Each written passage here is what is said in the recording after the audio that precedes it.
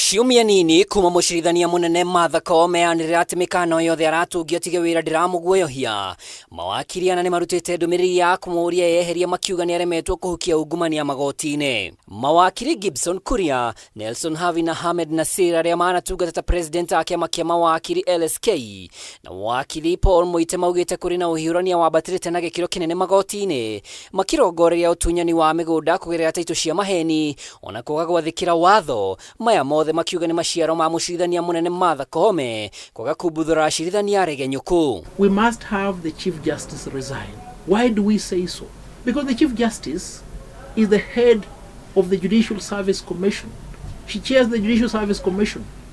How can she countenance all these complaints? And it's not that she doesn't know about them. She has intelligence. She has an office that's functional. She has evidence of judges who are corrupt. But she's not doing anything.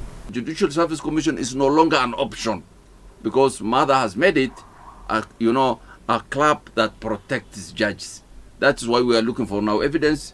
That is now we will go frontal attack on the judiciary because, we can't get justice through the Judicial Service Commission. Kuringana na mawakiri aya, metha yao ihoire ya Kenya matarĩ na ũhoti makĩenda mamarũgamĩrĩre magoti-inĩ kumana na ũici wa indo ciao kĩhĩri kĩnene arĩa mahamũrithĩtio nĩ andũ marĩ na taitũ cia maigĩrĩra ona mawatho ma igoti marĩ na ũcuke. Rĩu mawakiri aya makĩũria President Ruto atacokie ikinya kũrũnga mĩhang'o ministry-inĩ ya mĩgũnda. This invasion of homes and farms must stop.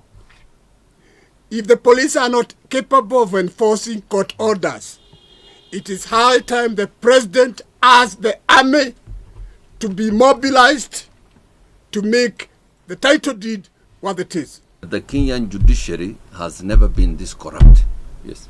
But this issue of judges taking bribe on a daily basis, on every case they handle, this is something that has snowballed in the last 10 years. Yes.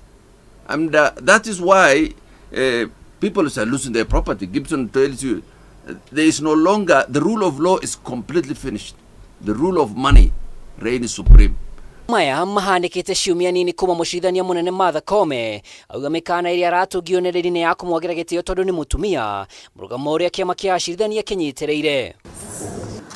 Mawakiri aya maugĩte kwambĩrĩria mwaka ũkĩte nĩ megũthondeka kanjũ ya mwanya ya kũmũrĩka acirithania arĩa makoretwo makĩamũkĩra mahaki arĩa maugĩte nĩ mamoĩ na ihinda nĩ ikinyu mahamũrithio. January 2025, if there is any incompetent and corrupt judge, that is their end.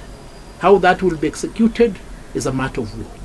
The bomb will be detonated on them. Iribotera Kameme TV rĩtũrekwa nĩ Mwaura wa Ndung'u. Okay, this is my copy. So we wish you a